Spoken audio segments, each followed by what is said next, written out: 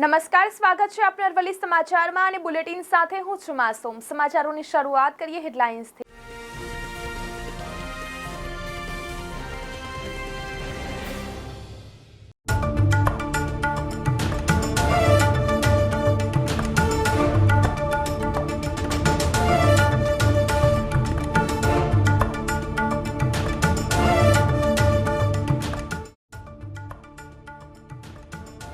Pass થનારાને આગળના ધોરણ માટે વર્ગ બઢતી મળશે। ધોરણ 9 અને 11ની વાર્ષિક પરીક્ષામાં નાપાસ વિદ્યાર્થીઓની પુનઃ પરીક્ષા સ્કૂલમાં લેવાશે।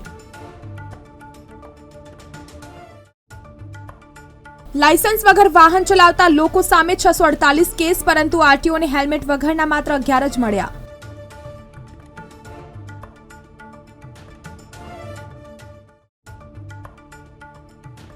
ચોમાસાની ગતિ મંદ, આગામી 5 દિવસ ઝાપટા સિવાય ભારે વરસાદ નહીં। 19 જૂને વરસાદની શક્યતા।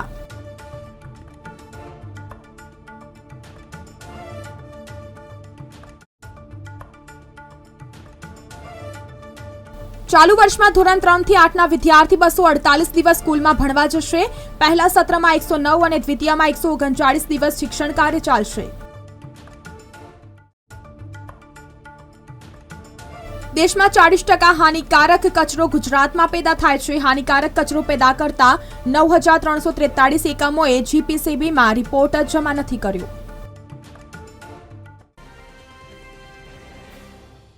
સમાચારોની શરૂઆત કરીએ તો આમ તો દર વર્ષે ભાવનગર શહેર અને જિલ્લામાં 15 જૂનથી ચોમાસાનો આરંભ થવાની પરંપરા હતી, પરંતુ હવે તેમાં દિવસો આગળ પાછળ થયા છે। આ વખતે ભાવનગર જિલ્લામાં હજી ચોમાસાના વિધિવત મંડાણ થયા નથી, પરંતુ 2 દિવસ 2-3 સ્થળોએ પ્રમાણમાં સારો વરસાદ વરસી રહ્યો છે, જેમાં વેળાવદર ગામે સાંજના 6 વાગ્યા સુધી ધોધમાર 3.5 ઇંચ જેટલો વરસાદ વરસી જતા જળબંબાકારની સ્થિતિ સર્જાઈ હતી।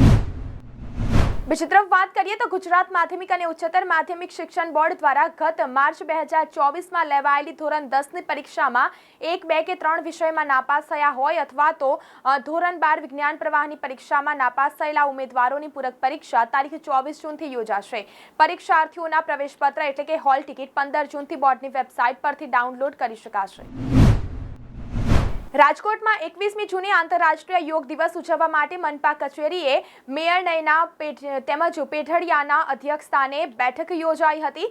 આ બેઠકમાં 21 જૂન વિશ્વ યોગ દિવસ નિમિત્તે શહેરમાં 5 સ્થળોએ યોગનું આયોજન કરવાનો નિર્ણય લેવાયો હતો, જેમાં સેન્ટ્રલ ઝોન રેસકોર્સ મેદાન, વેસ્ટ ઝોન તેમજ નાનામવા ચોક ખાતેનું મેદાન, east zone Greenland party plot, Mahatma Gandhi museum, Jijabai swimming pool ખાતે યોગનું આયોજન કરવામાં આવ્યું છે।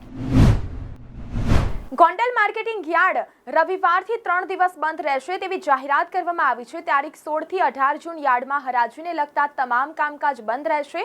તારીખ 19ને રવિવારથી તમામ કામગીરી રાબેતા મુજબ થશે તેવું જણાવવામાં આવ્યું છે। ગોંડલ માર્કેટિંગ યાર્ડમાં વિવિધ જણસીઓની વિપુલ પ્રમાણમાં આવકને લઈને મોખરે સ્થાન ધરાવે છે, ત્યારે 16 જૂનને આવતી તેમજ 16 જૂને રવિવારે રાબેતા મુજબ બંધ રહેશે। 17 જૂન બકરી ઈદ અને 18 જૂને ભીમ અગિયારસના તહેવારને લઈને ગોંડલ યાર્ડ 3 દિવસ કામકાજ બંધ રહેશે। વરસાદી વાતાવરણને લઈને સૌરાષ્ટ્રભરમાંથી આવતા ખેડૂતો, વેપારીઓ, વાહન માલિકોએ મગફળીના પાલ, મગફળીની ગુણી અને ધાણાની આવક આગામી જાહેરાત ન થાય ત્યાં સુધી આવક બંધ કરવામાં આવી છે, જ્યારે બુધવારથી કામ પુનઃ શરૂ થશે। ગોંડલ માર્કેટિંગ યાર્ડમાં 16 જૂન રવિવાર, 17 જૂન બકરી ઈદ અને 18 જૂન ભીમ અગિયારસના તહેવારને લઈને ગોંડલ માર્કેટિંગ યાર્ડમાં તમામ પ્રકારની જણસીની આવક તેમજ હરાજીને લગતા તમામ કામકાજ બંધ રાખવામાં આવ્યા છે। MS યુનિવર્સિટીની કોમર્સ ફેકલ્ટીમાં ગત વર્ષથી FYની 2000થી વધુ બેઠકો ઘટાડી દેવાઈ છે। આ વર્ષે ધોરણ 12 કોમર્સનું ઊંચું પરિણામ આવતા શહેરના હજારો વિદ્યાર્થી કોમર્સ ફેકલ્ટીમાં પ્રવેશથી વંચિત છે। કોમર્સના 4 યુનિટ ગર્લ્સમાં 85, મેઇનમાં 82 અને પાદરામાં 79% પ્રવેશ અટક્યો છે। યુનિટ પર 75% પ્રવેશ અટક્યો છે, જેથી જનરલ એજ્યુકેશન યુનિટ પર 75થી નીચે ટકા હોય તો વિદ્યાર્થીઓને પ્રવેશ નહીં મળી શકે। આમ વડોદરામાં ડિસ્ટ્રિક્શન મેળવનારા વિદ્યાર્થીઓ સત્તાધીશોની વ્યવસ્થા પ્રમાણે MS યુનિવર્સિટીમાં પ્રવેશ મેળવવા માટે પાત્રતા ધરાવતા નથી તેમ કહી શકાય। હવે વિદ્યાર્થીઓને ખાનગી કોલેજોની ભારે ભરખમ ફી ભરીને ભણવાનો વારો આવશે। કોમર્સમાં વડોદરાના વિદ્યાર્થીઓ માટે જનરલ કેટેગરીમાં 75% પ્રવેશ અટકી ગયો છે। પરંતુ કોમર્સ ફેકલ્ટીના 4 યુનિટની વાત કરવામાં આવે તો ગર્લ્સ કોલેજ પર તો વડોદરાના વિદ્યાર્થીઓ માટે જનરલ કેટેગરીમાં 85% પ્રવેશ અટક્યો છે. મેઇન બિલ્ડિંગ પર 82% સુધીના વિદ્યાર્થીઓને જ એડમિશન મળ્યું છે, જ્યારે પાદરા કોલેજમાં 79% સુધી માર્ક્સ મેળવનારા વિદ્યાર્થીઓને પ્રવેશ અપાયો છે. વડોદરા સહિત સમગ્ર ગુજરાતમાં આગામી 4 દિવસ બાદ ચોમાસું સક્રિય થવાની આગાહી હવામાન વિભાગે કરી છે, જેમાં વડોદરામાં 17 જૂન બાદ ચોમાસું સક્રિય થઈ શકે છે. હાલ ચોમાસું દક્ષિણ ગુજરાત પર સ્થિત થયેલું છે, જેથી સુરત, નવસારી, વલસાડ તરફ વરસાદ વરસી રહ્યો છે. જોકે વડોદરામાં 15 જૂને પણ સવારથી વાદળછાયું વાતાવરણ જોવા મળ્યું હતું. શહેરમાં સવારથી વાદળછાયા વાતાવરણને કારણે બફારાનું પ્રમાણ પણ વધ્યું હતું, જેથી ગરમીનો પારો 41 ડિગ્રી હોય તેવું અનુભવાયું હતું. જોકે શહેરમાં આગામી સપ્તાહમાં વરસાદ વરસવાનું શરૂ થાય તેવી સંભાવના છે, જે બાદ શહેરીજનોને ગરમીમાંથી છુટકારો મળી શકે છે. ઉલ્લેખનીય છે કે જૂન મહિનામાં વડોદરામાં 4 ઇંચ જેટલો વરસાદ વરસે તેવી સંભાવના રહેલી છે.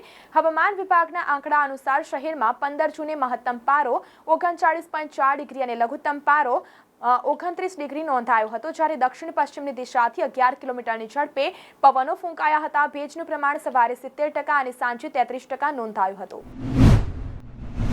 બીજી તરફ વાત કરીએ તો નવા શૈક્ષણિક વર્ષ 2024-25માં પહેલા સત્રમાં પ્રાથમિક સ્કૂલોમાં 109 દિવસનો અભ્યાસ ચાલશે, જે પછી ઓક્ટોબર પહેલા સપ્તાહ મહિનામાં પ્રથમ કસોટી યોજાશે, જ્યારે દ્વિતીય સત્રમાં 139 દિવસનો અભ્યાસ ચાલશે.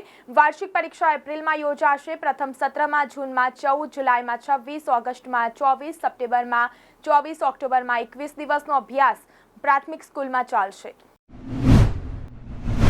બીજી તરફ વાત કરીએ તો નૈઋત્યના ચોમાસાની દક્ષિણ ગુજરાતમાં આકેકૂચની ગતિમાં અવરોધ સર્જાતા હાલમાં ગરમી સપ્તાહ સુધી છૂટાછવાયા વિસ્તારમાં હળવા ઝાપટા સિવાય ભારે વરસાદની શક્યતા નહીવત હોવાની આગાહી છે.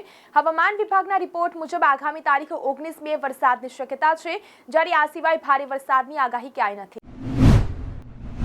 શહેરમાં આરટીઓ દ્વારા over speeding, helmet, seat belt, licence તેમજ વિથઆઉટ ફિટનેસ જેવા અનેક કાયદાઓનો ભંગ કરનાર લોકો સામે કાર્યવાહી કરવામાં આવી છે. છેલ્લા 1 વર્ષમાં આરટીઓ દ્વારા 16,418 લોકો સામે ગુનો નોંધવામાં આવ્યો છે. તમામ પ્રકારના કાયદાના ભંગ બદલ અલગ અલગ દંડ ઉઘરાવાયો છે, જેમાંથી કચેરી દ્વારા 6.72 કરોડનો દંડ ઉઘરાવવામાં આવ્યો છે. ધોરણ 9 અને 11માં વર્ગ બઢતીના નિયમમાં ફેરફાર કરવામાં આવ્યો છે. ધોરણ 9 અને 11માં નાપાસ થનાર વિદ્યાર્થીઓને વર્ગ બઢતી મળતી નહોતી, જેથી વિદ્યાર્થીઓનું 1 વર્ષ બગડતું હતું. આ અંગે બોર્ડમાં અનેક રજૂઆતો મળી હતી, જેથી બોર્ડ દ્વારા નિર્ણય કરવામાં આવ્યો છે કે ધોરણ 9 અને 11ની વાર્ષિક પરીક્ષામાં નાપાસ વિદ્યાર્થીઓને પુનઃ પરીક્ષા સ્કૂલ કક્ષાએ લેવામાં આવશે. ખેડૂતે રાસાયણિક ખેતી છોડીને છેલ્લા 8 વર્ષથી પ્રાકૃતિક ખેતી કરીને સફળતાપૂર્વક મારુતિ મંથન પ્રાકૃતિક ફાર્મનો કૃષિ ઉદ્યોગ ચલાવી રહ્યા છે અને પોતાના ગ્રાહકોમાં ફેમિલી ફાર્મરની નામના મેળવી છે. ખેડૂત છેલ્લા 8 વર્ષથી પ્રાકૃતિક ખેતી અપનાવી છે. તેમને આ વર્ષે કેરીના ઉત્પાદનમાં પ્રાકૃતિક ખેતીની પદ્ધતિ સાથે ફ્રૂટ કવર ક્લાઇમેટ ચેન્જ સામે રક્ષણ મેળવી 2000થી વધુ મણની કેરીનું ઉત્પાદન કર્યું છે. બીજી તરફ વાત કરીએ તો ટ્રાફિક નિયમોનું ઉલ્લંઘન કરતા પહેલા ચેતી જજો, કારણ કે સુરતમાં ટ્રાફિક નિયમોનું ઉલ્લંઘન કરનાર 4000થી વધુ વાહન ચાલકોના લાયસન્સ રદ કરવા રાજ્ય તેમજ ગૃહ રાજ્યમંત્રી હર્ષ સંઘવીએ આદેશ કર્યા છે. ગૃહમંત્રી હર્ષ સંઘવીએ સુરત શહેર પોલીસ ટ્રાફિક કંટ્રોલ રૂમની મુલાકાત કરી હતી. શહેરના કંટ્રોલ રૂમ મારફતે શહેરના ટ્રાફિક નિયમન, ટ્રાફિક સિગ્નલ જંકશનના અમલીકરણ તેમજ પબ્લિક એડ્રેસ સિસ્ટમના ઉપયોગ બાબતે માહિતી મેળવી હતી. તો આ સાથે બુલેટિનમાં અત્યારે બસ આટલું જ. નમસ્કાર.